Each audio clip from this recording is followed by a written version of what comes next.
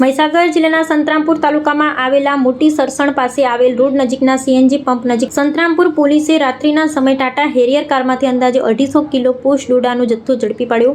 2 શખ્સ ફરાર. સંતરામપુર પોલીસ તથા મહીસાગર જિલ્લા એસઓજી ટીમે ગત રાત્રે મોટી કાર્યવાહી હાથ ધરી.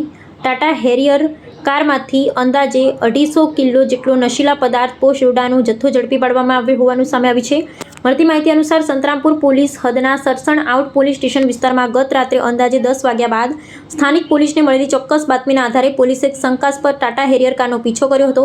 પોલીસે પોતાનો પીછો કરી રહી હોવાની જાણ થતાં કાર ચાલકે મોટી સરસણ રોડ પાસે આવેલા સીએનજી પંપ નજીક કાર મૂકી ઈસમ સાથે અંધારાનો લાભ લઈ સ્થળ પરથી ફરાર થઈ ગયો હતો.